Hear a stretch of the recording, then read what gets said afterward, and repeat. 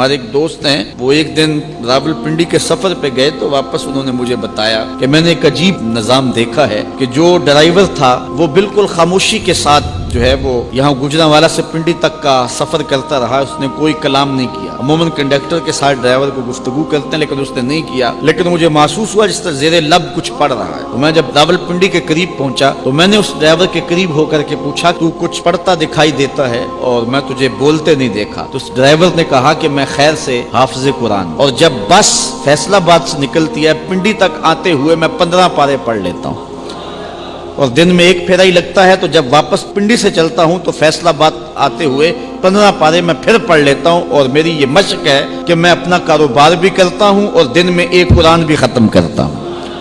اب کاروبار بھی نہیں رکا اور سرمایہ بھی مل گیا، اور اتنا بڑا سرمایہ، اتنی بڑی سعادت کہ ہر حرف کے بدلے 10 نیکیاں، اور وہ روزانہ ایک قرآن مجید کی تلاوت کر رہا ہے۔ تو انسان اگر چاہے تو اپنے وقت کو اس انداز سے لگا دے اور صرف کرے، اور یقین جانے کہ اس کی زندگی پہ رشک آتا ہے کہ یہ بڑے بڑے علماء کو نصیب نہیں ہے جو اس کو نصیب ہو گیا، اس نے وقت کی قدر سیکھ لی۔ تو جن لوگوں نے وقت کو کام پہ لگا دیا تو ان کا وقت جو ہے وہ انہیں ضرور فائدہ دیتا ہے، اور اس کے بدلے کے اندر وہ بہت کچھ کما لیتے ہیں، کئی گنا سرمایہ جو ہے وہ اکٹھا آخرت کا کر رہے ہیں اس وقت کے بدلے۔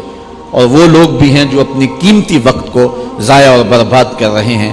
زندگی انتہائی مختصر دورانیہ ہے، اور ہمیں اس کی ایک ایک سانس کے بدلے کوئی اچھائی ساتھ جوڑ دینی چاہیے۔ ہم اپنا بہت سارا وقت ضائع کر دیتے ہیں۔ بعض اوقات ہم دین کی بات کریں تو کہتے ہیں جی وقت ہی نہیں ہے۔ آج کل قرآن مجید کی تلاوت کا اگر مزاج ہم دیکھنا چاہیں تو کسی زمانے میں لوگوں کے پاس حالات ایسے تھے کہ ہر نماز کے بعد مسجد میں لوگ قرآن مجید کھول کے بیٹھ جایا کرتے تھے۔ حضرت امام اعظم امام ابو حنیفہ علیہ رحمہ، آپ ماہ سیام میں 63 قرآن مجید ختم کیا کرتے تھے۔ 30 دن میں 63 قرآن مجید، ایک دن کو قرآن مجید پڑھتے، ایک رات کو پڑھتے۔ مہینے میں 3 قرآن مجید تراویح میں ختم کرتے۔ تو اس طرح ایک مہینے میں 63 مرتبہ قرآن مجید کی تلاوت کیا کرتے۔ آج ہم دیکھیں کہ ہمارا ایک قرآن مجید بھی ختم نہیں ہو رہا ہے، تو پھر اس کا مطلب یہ ہے کہ ہم اپنا وقت ضائع کر رہے ہیں۔ اور آج مساجد بھی قرآن مجید کی تلاوت سے خالی ہوتی چلی جا رہی ہیں۔ ہر بندہ کہتا ہے جی بس کیا کریں، وقت ہی تو نہیں ہے۔ اچھا، اخبار پڑھنے کے لیے وقت موجود ہے،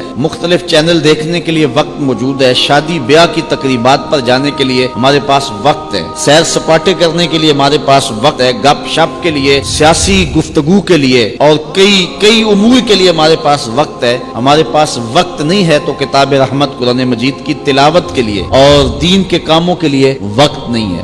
شادی بیاہ کی تقریبات میں جس طرح ہمارا وقت ضائع ہوتا ہے، ہمیں کبھی بھی اس ضائع ہونے والے وقت کا اتنا احساس نہیں ہوتا۔ وہاں بیٹھ کر کے ہم 3 گھنٹے بارات کا انتظار کرتے رہتے ہیں۔ ہمارے بزرگ ایک مرتبہ ایک شادی پہ تشریف لے گئے، بارات لیٹ تھی تو فرمانے لگے کہ اگر مجھے پتا ہوتا کہ بارات لیٹ ہے تو میں کوئی دینی کتاب لے آتا اور اس کا اتنی دیر مطالعہ کرتا رہتا، لیکن اب تو یہ بھی ممکن نہیں ہے۔ تو جو پاس بیٹھے تھے فرمانے لگے یا تو ہم بیٹھ کے اب اللہ کا ذکر کریں، یا پھر ایسا ہے کہ تم مجھ سے مسائل دینیاں پوچھو اور میں اس کا جواب دوں، تمہارا وقت جو ہے اس کا بھی مصرف ٹھیک ہو جائے اور میرا جو وقت ہے اس کا بھی مصرف ٹھیک ہو جائے۔ تو لوگوں نے مسائل پوچھنے شروع کر دیے، انہوں نے جواب دینا شروع کر دیا، تاکہ جو وقت ہے اس کا مصرف ٹھیک ہو۔ علم سیکھنے سکھانے کے اندر جو 3 گھنٹے یا 2 گھنٹے جو ہے وہ ہمارے لگ جائیں، اور ہم وہ 2-3 گھنٹے بار بار کبھی لوگوں کو کوستے ہیں، کبھی اہل خانہ کو کوستے ہیں، کبھی کسی طرح کبھی سیاسی گفتگو چھیڑ کے بیٹھ کے، کبھی کسی عنوان سے گفتگو چھیڑ کے بیٹھ کے، اور اپنا قیمتی وقت ضائع کرتے ہیں۔ حضور علیہ السلام نے ارشاد فرمایا کسی شخص کے اسلام کا حسن یہ ہے کہ وہ ہر بے مقصد کام کو چھوڑ دے۔